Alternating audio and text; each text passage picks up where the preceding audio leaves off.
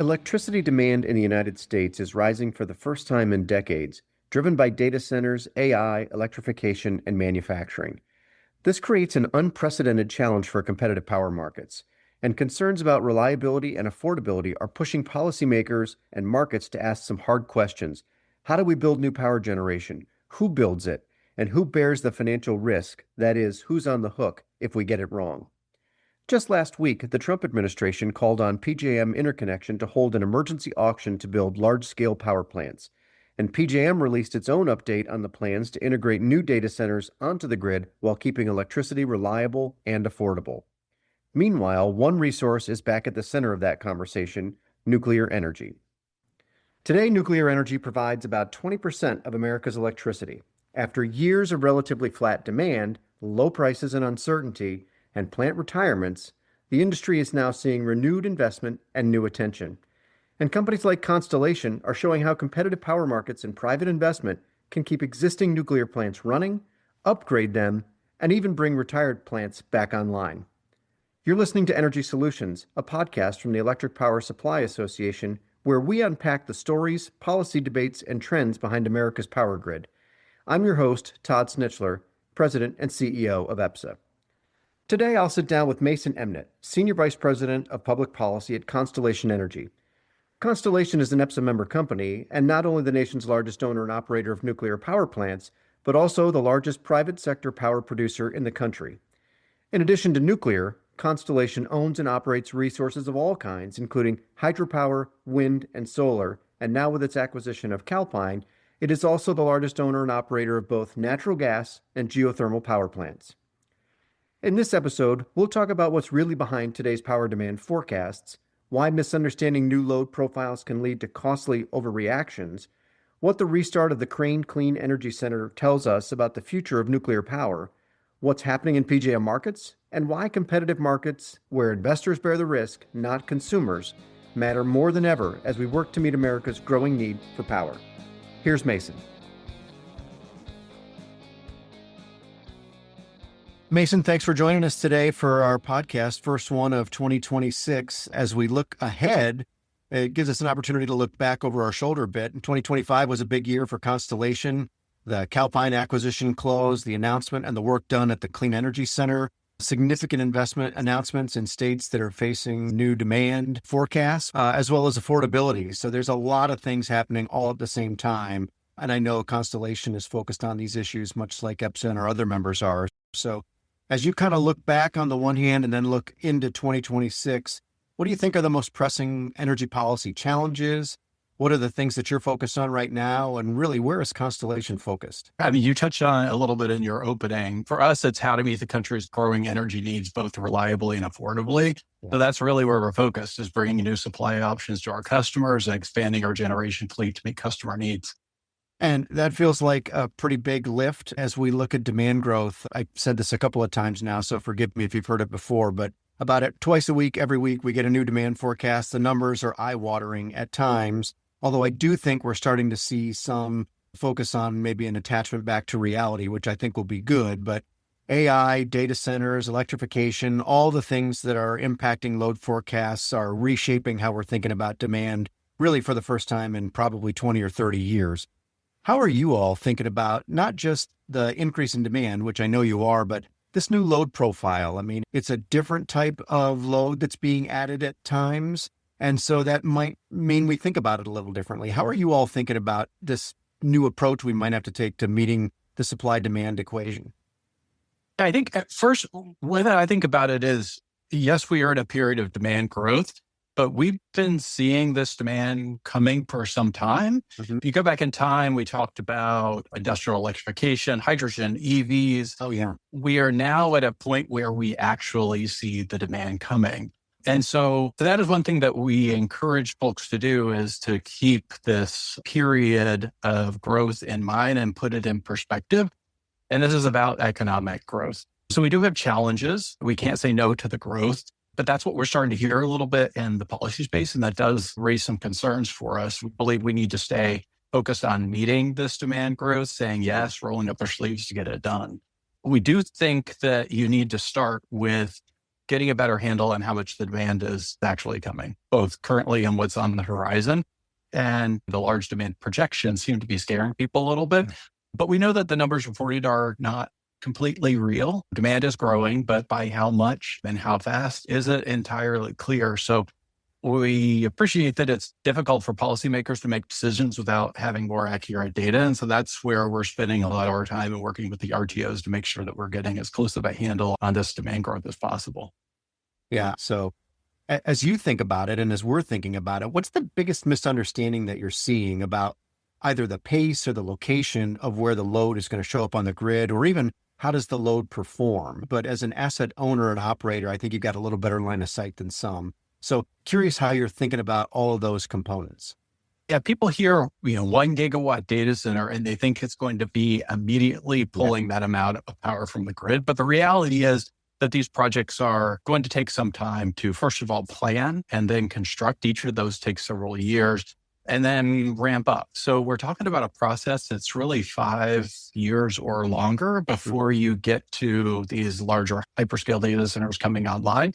And that means, from my perspective, that we have time to adjust. Yes, we are now in a period of demand growth, which, like I said earlier, we've been talking about for probably about a decade, but not actually seeing the demand materialize. Well, now it's actually starting materializing. So having an understanding of the profile, as you said, is it really going to be 1 gigawatt data center immediately online, pulling power 24 hours of the day? It's not, but that's effectively kind of some of the assumptions, at least in the policymaker, sphere of they hear that this demand is coming. Oh, we're behind the ball and we need to immediately take action instead of understanding that we're planning over time. So I guess, as you rightly mentioned, that we've kind of seen this train coming for some time, and we've been hearing quite a bit of noise in the policy space from all sorts of voices about the demand forecast and who's going to build and how fast and who can do what and by when. In the end, I know how we would answer this, but I'm curious how Constellation thinks about it. Who ultimately bears the risk when these demand forecasts come up wrong, or the projects come out over budget, or the timing is not what everyone thought it was? And ultimately, how do you view the difference between the way competitive markets would answer that question and the way cost of service thinks about these issues? Yeah, the short answer is that customers pay, and that's the power of competition and the competitive markets in which we operate. So those are the states that restructured their electricity industry decades ago, focus the utilities on delivery, allow the generators to compete for selling power. So in these markets, if we make a bad decision, we pay for it. Our shareholders pay for it. Or if we've entered into a contract with a specific customer, it is that customer's obligation to carry that cost. If the utilities make a bad decision, all of the customers of the utility are going to pay for it because the utility was making that decision on behalf of those customers. So it's heads I win, tails you lose for the utility. So we think the benefits of the competitive model are very clear. Over the last 15 years, retail electric rates have risen more than twice as fast in regions under the old model relative to the restructured markets.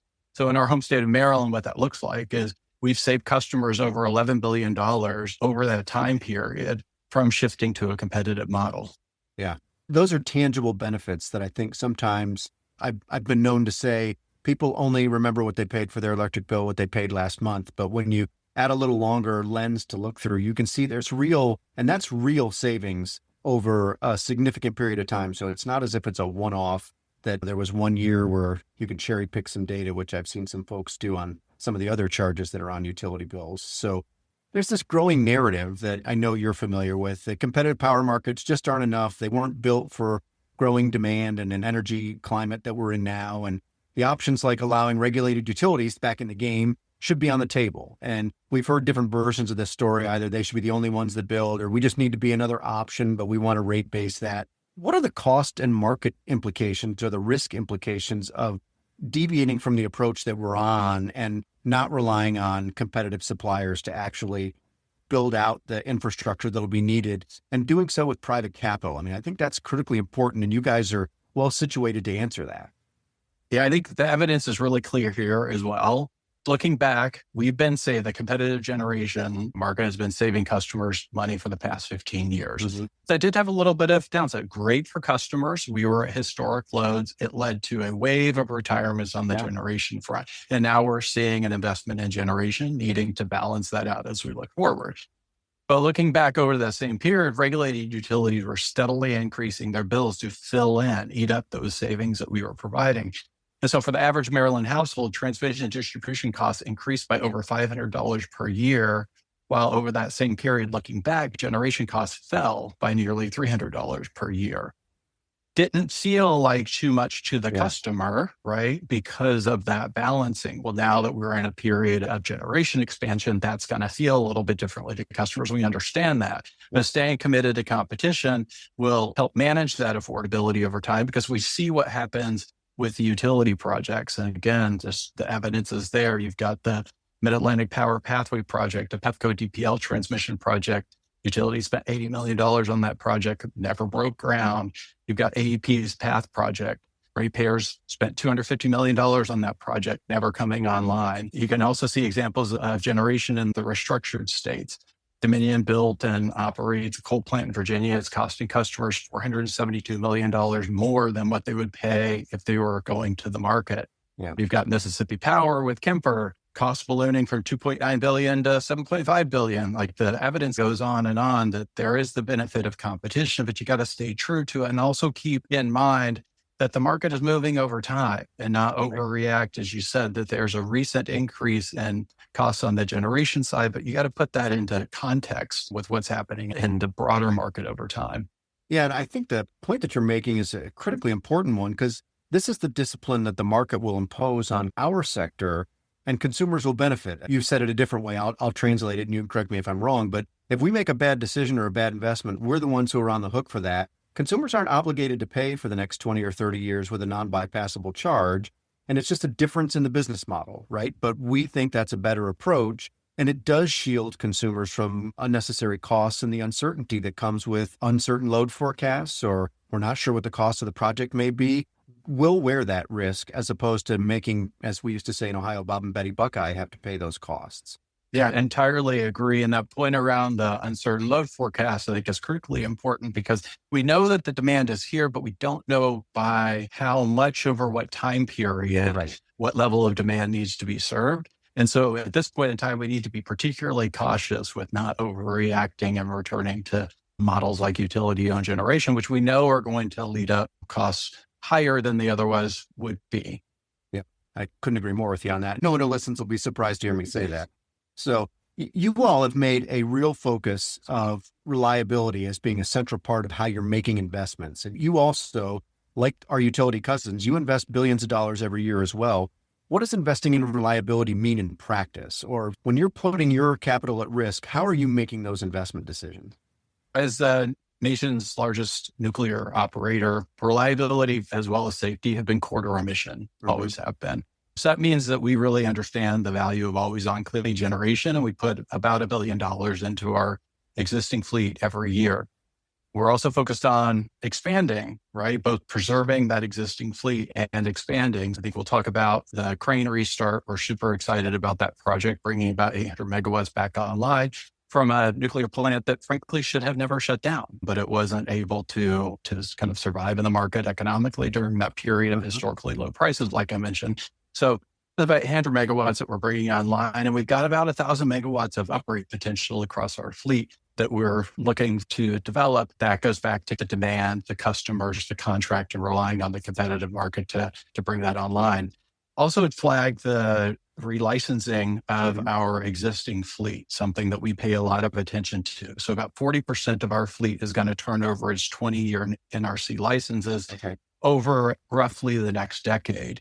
And it's a 5-year regulatory process in order to complete those relicenses, plus the associated investment, fuel procurement, and everything else. So that's a significant series of investments that we have our eye on over the next decade, which again tie into the market construct. And then, of course, we've got our acquisition of Calpine, which we're super excited about, just closed on that last week. So we're combining our zero-emission nuclear fleet with Calpine's industry-leading best-in-class low-carbon gas and geothermal fleet. So together, we are going to use our fleet to power economic growth with dependable clean energy, and really looking forward to the opportunities that brings for our customers this year. Yeah, that's really exciting news. And really, it was a huge development in our sector. And so, congratulations on getting that deal finally across the finish line. So, Thank before we you. get to the fun questions, I've got one more hard question for you. Then we'll talk about the Clean Energy Center. Part of the criticism seems to spend a lot of time focused on PJM. Everybody's a PJM expert these days. But from your perspective, you're deeply involved in these issues. What are the core challenges facing markets right now? And what are some paths forward, whether it's PJM or elsewhere? I mean, everybody's looking for a pathway to a durable solution that can last. How are you thinking about that? The transparency afforded by competitive markets like PJM is a double-edged sword. So we see the price impacts, we can see the price savings that have occurred over the last 15 years, but you can also see the price changes associated with tightening demand and a needed signal the market to invest. So that transparency is great for companies like ours, letting us know it's time to move into an investment cycle. But it becomes challenging in the political space, right? Because there is an immediate reaction to a change in prices. This growing demand for electricity, as well as the recent increase in prices, is leading some to say we should just abandon our commitment to competition and serving customers through the kind of restructured model and just let the utilities build generation, deny service to data centers. Let's protect the existing customers from the impact of change. So, that is a cause for concern, right? First, we just believe you need to stay committed to competition. It's the best way to maintain affordability, but also that notion that customers and economic growth need to be served, right? That just should be inherent in what we're doing, Right. which then takes us to the demand forecast. Really getting focused on that. We're spending a lot of time working with PJM, ERCOT, other grid operators. We've had specific proposals that we put forward. Other people have as well. We're seeing some benefit. But those forecasts are starting to rationalize a little bit. But then also turning to the markets themselves, make sure that they work to meet the demand. We have some proposals on the capacity market side. We have proposals on the energy market side, but all these things need to work together. And then, of course, we need to improve interconnection and permitting so that you can actually get things built and through the process once you've got the market support for them. So it's nice to know there's a short list of very easy problems to solve that if they were fixed, you and I might be doing something else these days. So, That's right. but the good news is there are a lot of smart people that are working on solutions, and there's no shortage of proposals. It's just wrapping our heads around what's the right approach and then putting it into place and allowing it to deliver the outcomes that we know it can deliver. So I agree I know we completely. can get there. It just feels a little bumpier. That's to your transparency point. These are the conversations that happen sort of in more of a public venue in restructured markets. So people kind of get to see the sausage being made, and that is just different than how it's done in other parts of the country. So Yeah, that's right. And you end up with, I think the evidence shows you end up with savings for customers over time because of this transparency. The challenge associated with it is, like you say, it's sausage making where we all feel it, as opposed to there are a handful of folks that are negotiating a rate case that's buried in the bowels of a PSC and impacting hundreds of thousands of customers, and nobody's the wiser of what the costs are flowing through. It's very transparent in the competitive markets. Yeah, it's just altogether different. So let's talk a little bit about one of your really good news projects, the Clean Energy Center. It was really a headline project when you announced it, to bring back a retired nuclear facility, to restart the former 3 Mile Island plant in response to market demand. Was exactly the kind of thing you would expect from a very competition-oriented, competitive power supplier. What made the Crane Center investable when so many other projects seem to be struggling to get off the ground, or they're started, but then they failed to move forward? I mean, this one was announced and the wheels got turning almost immediately. Yeah, but really it was a combination of our partnership with Microsoft, but our operation of the plant and how well the plant operated for years. So at the 3 Mile Island site, we understand the importance of safety and reliability across our entire fleet, but certainly at that unit, we learned a lot through the incident that occurred. And because of the investments that we made over time in its earlier operating period, it was really one of the best units operating within our fleet. But then it was facing challenges, as I said earlier, as historically low market prices and PJM, which again, were great for customers. The impact of that is we lost an asset that from our perspective really never should have gone offline, but it did. It retired in 2019. And so as we move forward in time, it was really passage of the Inflation Reduction Act and the availability of tax credits for a potential restart that had us kick the tires. There have not been any full restarts making their way through the process yet. So we knew that this was going to be a challenge, not only from an operational perspective, but a regulatory perspective. But within really was a couple of months of the IRA passing, we had a team that was working on what would a restart look like, full engineering analysis. Within maybe a few months after that, we started to talk testing, validating this is going to be possible. We also kind of got our heads around the regulatory process, confirming that we had line of sight to get that done. And so we started talking to customers about it. Microsoft was really excited to partner. And that's what brought it all together. It's about a $1.6 billion commitment. And it's the long-term partnership with Microsoft that's enabling us to be able to bring that project back. And we just couldn't be more excited. Right. I mean, that's exactly what we would call a good news story. So what's the status of the project today? Key milestones, updates on where things stand. I've read a bunch of things, and of course, you all would be the experts on telling us where things actually are. So I'm kind of curious what the state of affairs is. Sure. So like I said, during it was the initial evaluation and the contract negotiation period, we were doing the full reviews to understand what it was going to take in order to bring the plant back online, procurement of long lead items, regulatory approvals, things like that. So we had a target date of 2028 based on our information at the time of executing the contract. That was back in, I think it was September of 2024. Since that time, we are working our way through the PJM interconnection process, the Reliability Resource Initiative, the expedited interconnection reforms were implemented. That's allowed us to bring forward some of the interconnection study process. And we've really been all systems go on the engineering and procurement. So at this point, we are now targeting a restart in 2027 instead of 2028, escalating by a year. We've got significant upgrades that are needed, including to the turbine, the main power transformer, and cooling and control systems. All that procurement activity is underway. We've got the list, we're ticking it off, and we're getting things done. That's great. That's fantastic news. Because it's the first of its kind, can you just talk a little for those of us that are not nuclear operators? What is the difference between trying to restart a retired facility and constructing a new facility from scratch? I mean, clearly there have some similarities, but there's some pretty dramatic differences. How have you worked through some of that? Yeah, that's right. So for the restart, because we were the operator of the plant, we understood everything. And we had, I'd say, tighter band around the potential risks associated with restarting again, something that had never been done before. But we knew the plant. We knew everything that needed to be done. When you're thinking about building a new plant, that's again something, we've got a couple of examples with Vogtle, certainly plants built in other countries, but there's a greater band of risks associated with things that have not been done, as well as workforce and supply chain issues are materially different from something like operating an existing plant where the existing workforce and supply chain is available to support that. Not to say that there aren't challenges. We've hired about 500 people that are now on site at Crane, and we're going to be bringing on several thousand more over the next year or so as we ramp up and prepare to bring it online. But building new reactors, and particularly if you're going to build one, then you would want to be on a pathway to building more, having all of the supply chain and workforce and surrounding ecosystem to support that development is a much bigger challenge. And frankly, that's why you saw the cost overruns and delays at Vogtle because of that. First time you're doing a new of anything, it is going to be delayed and it is going to be higher cost. That's just the nature of doing something for the first time. And it's why you want to keep going in order to come down that cost curve.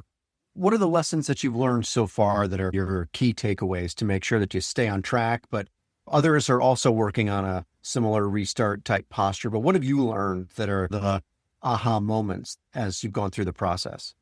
Yeah, I mean, some things that are just not particularly earth-shattering, but super important. So effective project management, identifying interdependencies. A project like this is quite significant with, like I said, 500 people on site now. We're going to have several thousand workers. And so taking the skills and project management that we've perfected over the years in running a fleet. We're down to doing refuelings in a couple of weeks. And it's because we are identifying work to be done minute by minute and orchestrating everything to work in tandem, while applying that type of rigor to a project like a restart has really benefited us. The second thing I'd say is people. I mentioned this before. Staffing has been it's going well, but it has been a challenge. Relatively simple and straightforward things like hiring and providing training to the operators. So nuclear operators have to go through a very rigorous training. We need to do 2 sets of trainings in order to have all of the operators to then be able to successfully run the plant. Turns out that became one of our longest lead items, simply because the calendar and availability of people in trainings as you map out over time pushes you out. Was a little bit of a learning there, but then we've got to line up the several thousand workers to come online. And then interconnection, I can't leave that out. The RRI, the Reliability Resource Initiative, was a great help. But we're still working our way through that process. We have initial studies, and the queue is still working its way through. Those studies might change. And we obviously can't come online until all the transmission is online needed to deliver the generation. Right. I'm confident that this is a priority item for folks all across the spectrum. So we'll hope that continues to move in an expeditious fashion. So you mentioned new nukes, and we've talked a little bit about the restart, but you've also talked about what you may be undertaking in New York. There is some conversations around maybe building a new nuclear facility in New York State. That conversation is driven by different policy drivers, maybe than it is in PJM. So what makes that conversation really even feasible now to talk about a new nuke in New York? And how would that contribute to reliability and affordability in a place like New York, which is different than PJM? Yeah, that's right. So New York, we are very excited about their interest in nuclear. It builds from the partnership that we've had with New York for the existing fleet. So back in 2019, the state entered into contracts with the existing fleet. Right. Those contracts run through 2029, and the state is evaluating continued renewal effectively of those contracts that would run for an additional 20 years. So that provides the foundation. We tend to think that the most likely place to build a new reactor is at or near an existing reactor. I know other folks would have different views on that. And as the operator of existing reactors, it probably makes sense that that would be our view. We've got community support. We do have a local workforce. We've got access to water, rail, A to Z. So we think it is more likely that you'll see new reactors close to existing reactors. And so we have participated in, the state has started an RFI process that's leading to an RFP. We're participating in that. But the bigger question that you ask is, what do we expect to see out of New York with its commitment to nuclear, which I think really is tied to the CLCPA, the state's decarbonization targets. As you look forward, the state made a bit of a bet on offshore wind, and that has been challenging to realize over time. And so now you see the state leaning in on new nuclear. It's maybe the case that offshore wind ends up being successful as we move forward, but the state branching out and leaning in on nuclear is something that we think is exciting. And so we fully expect to participate in their processes. Yeah, and there's a lot of discussion about the customers that are large loads, a lot of the Amazons, Googles, Microsoft, Meta. I don't want to leave anybody out, so I'm always reluctant to make a list, but they're very concerned about how their generation resources are fitting their goals for sustainability. How does Constellation think about nuclear generation meeting both current and future demand? And really, how does that fit together in the world of competitive markets? Because as recently as last week, I heard someone say, well, nobody will ever build a nuke in a restructured market. It's got to be only in vertically integrated portions of the country. And I bristled at that. But you're the largest nuclear fleet owner in the country. How do you think about those issues? Well, I think Vistra would have something to say about that as well with their announcement last week. But the way that we think about it is it's the power of purchasing, right? Of contracting and competition. When you've got companies that are, to say, the hyperscalers, the data centers, the largest companies, they are committed to carbon reduction over time. They value reliable power. They've got the capital to commit, and they're used to contracting. And so that makes it a very attractive counterparty to us, not only with respect to preserving the existing fleet, but bringing on new reactors. And so with all the conversations we're having with customers, we talk about new options. That includes upgrading the existing fleet, but that also includes building new reactors. It does take you to a technology question, and you see this a little bit in the Vistra announcement. We are technology agnostic. A customer needs to choose, does it want an AP1000, does it want one of the SMR technologies? We've done our own review to ensure that we are comfortable and confident if a customer chooses a particular technology and it's going to be located at our site. We feel comfortable with that. But beyond that, it's really a customer choice. And so it's part of the conversation, but that goes back to the competitive markets in the restructured states. You don't have the ability for customers to be able to enter into conversations with developers. It's all got to run through the utility and shift that risk onto other customers. We have the benefit of handling that bilaterally. Yeah, I'm always reminded of that famous Henry Ford quote, you can have whatever Model T color you want as long as it's black. You don't have the ability to make those kind of choices that you do when you can make those kind of contractual arrangements. So one of the other states you're very involved in, of course, is Maryland, your home state. And you outlined recently in an announcement, I think it was almost 6 gigawatts of potential private sector investment options in response to Maryland's CPCN process. And I apologize for another acronym because we got to have one more, I guess.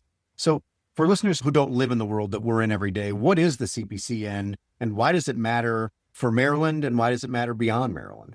Sure. So CPCN is essentially the regulatory approval for constructing and operating a generating facility. Right. And so in Maryland, they determined last year that there was a question about utility ownership of generation. The state ended up directing a study to be performed, and then also in the competitive space for expedited CPCNs to be granted to projects that are subject to a solicitation, which just concluded. And so we're moving forward. Why does it matter for Maryland and other states? Essentially, there's a question as to what, if any, generation Maryland wants to build. And in a market like PJM, that interacts with other states. So new transmission that's already underway in Maryland is going to bring about or enable the state to bring in about 3 gigawatts of power. And so there's an open question. Does the state actually want to move forward with any new generation projects? There is a separate storage participation that is running, and that kind of gets tied up in the CPCN process. But Maryland is not the easiest state to deal with permitting. And so while we have a solicitation running, an actual procurement solicitation running for storage, there's no direct solicitation for gas-fired generation. Instead, the question is, would companies like ours be building those projects and moving them forward? And the CPCN is the place where Maryland will decide, does it actually want that generation? Yeah. And it's funny that you raise the issue when you're part of a multi-state RTO, there are issues that impact your neighbors, and some of those are helpful and some of those can be opportunities for innovative approaches to try and solve some of these things. And your announcement included a menu of options. And I say that quite literally. There was a laundry list of things that were on your response to some of the calls for what are we going to do to get new generation built with potentially billions of dollars of private sector investment. Again, that's your money, not captive customers' money. That was Maryland's call for dispatchable or large capacity energy resources. So can you walk people through that maybe haven't paid attention to what some of the solutions that you were offering were? Because the list was pretty fulsome. And I think it's helpful for people to think about the market providing more than just one cookie cutter solution. So if you could walk folks through kind of what you proposed as responsive to that, I think it'd be informative about just how the market can respond to what states say they want. We were clear in responding at the time that we submitted our applications in this expedited CPCN solicitation. We were clear about the full range of opportunities that we could bring to a state like Maryland. So part of that is up to 700 megawatts of gas-fired generation that was submitted into the CPCN solicitation. Another project or series of projects submitted were 800 megawatts of battery storage. Then we also make clear if we've got nuclear assets in the state, right? And so first there's extending the life of Calvert Cliffs as our nuclear plant in Maryland. That license is expiring in the early 2030s. The process for renewing that's going to start in 2029, just a few years away. And the life of a nuclear operator, that's around the corner. And so we wanted to make clear that the choice of continuing operating Calvert, that's 2,000 megawatts of generation, is on the table now. We've got uprate potential at Calvert. We project kind of early estimates is around a 10% increase. That's 190 megawatts, which is equivalent to all of the utility scale wind and solar in the state. So 190 megawatts might not sound like a lot, but with the high production capacity of nuclear, it's actually quite significant for a state like Maryland. Yeah. And then we could build new. We could have host 2 reactors at Calvert. So that's an additional 2,000 megawatts of generation. So we wanted to be clear with Maryland stakeholders about the ability, the opportunities that we have, but then also have a conversation. So back to that regional benefit. Across the PJM region, customers saved $3 to $4 billion per year by relying on the regional market to deliver the least cost resources available. However, there is a very clear interest, we believe, from Maryland policymakers to build additional resources in Maryland, which takes you to, okay, well, which types of resources do you want to build? And that's when we were clear that there's a menu of options available. This feels a little bit like your systemic response to how we plan for a nuclear restart. We got to answer these questions, then we'll answer these questions, and then we'll get to your solution sets. So last question about Maryland, because I think it's important. What are these state level procurement processes? What message does it send to investors or to private capital? And how can states avoid undermining the benefits of regional markets while still addressing their state reliability concerns? The regional market is designed to achieve reliability at least cost, and it's done that remarkably well for decades. But states are also interested in supporting particular technologies like storage, maybe new nuclear. And so that creates a tension. And some resources are going to be competing regionally with everyone else. And then some projects are going to be procured outside of that market. The reality is that buyers have always been able to bring projects on outside of a market. And our markets need to be able to accommodate that type of development activity. So for us, the key is keeping all procurements, regardless of the structure they're moving forward in, competitive with projects developed on a merchant basis, regardless of who the buyer is. So mixing utility and merchant development, we believe, really tilts the scale and would allow the utilities to shift risk to their customers and create an uneven playing field. So to the extent a state is moving forward with the procurement, have that procurement still done on a merchant basis, we believe helps harmonize those two, but we recognize that there is a tension there. Mason, you've been really generous. I want to ask a couple closing questions and kind of have you put a bow on this for me. As you look at where we are and where we're headed, what policies would be most helpful to unlock private investment and really, most importantly, quickly? You mentioned permitting reform and interconnection, market certainty. Are there other things that you have on your list of these would be the, insert your number here, that would help us get from the drawing board to delivery faster? I think those are the ones, and I'd have to say, can I have them all? Like permitting is key. It takes far too long to build, and a lot of that's due to the delays in permits. Interconnection is critical, takes too long to get through the queue. And once the studies are done, it can take years to build the transmission needed to get that generation online and make it deliverable, which takes you back to permitting.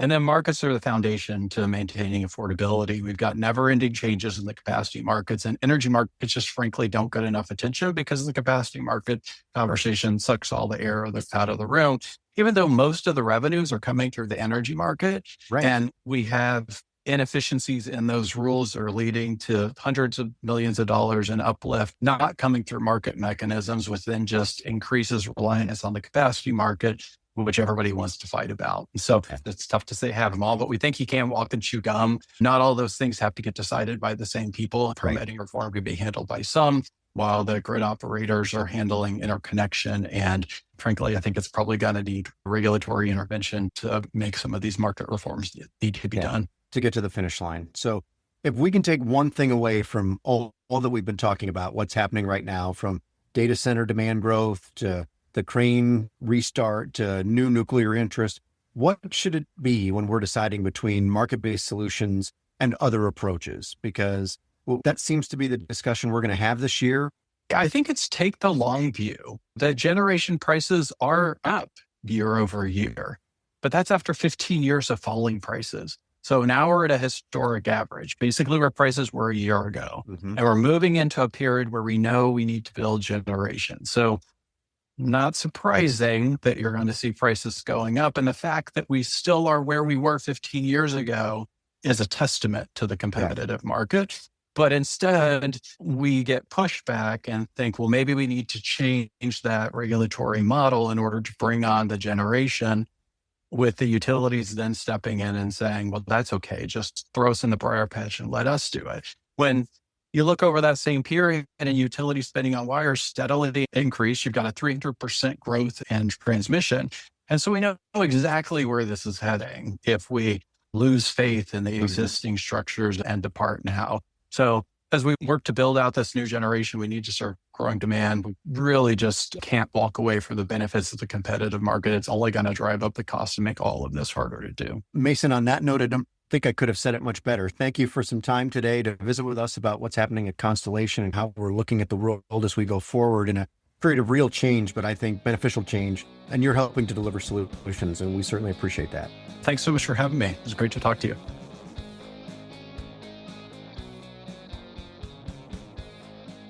Meeting America's growing electricity needs is going to take real projects, real investment, and a clear focus on what is needed to keep the grid reliable and cost-effective for consumers. My conversation with Mason today makes it clear that while the need for new generation is here, how we respond will determine whether consumers benefit from competition or end up paying the price for misplaced risk and costly missteps. Competitive power markets have delivered decades of savings by assigning risk to investors, not ratepayers. Walking away from that model now would make the energy transition more expensive and more difficult. Projects like the Crane Clean Energy Center show what's possible when private capital, competitive markets, and long-term planning come together to deliver reliable, always-on power without shifting costs onto captive customers. Our conversation also highlights what's needed next: faster permitting and market certainty that allows private investment to move forward and projects to get built. At EPSA, we'll keep working to make sure policies support investment, competition, and reliability so the grid can meet this moment and continue powering our nation. Thanks for listening. You can learn more about these issues on our website at epsa.org and follow us on social media on X at EPSA News and on LinkedIn. The music for this podcast is produced by Let Me Hold That Ltd. Be sure to subscribe and join us next time on Energy Solutions.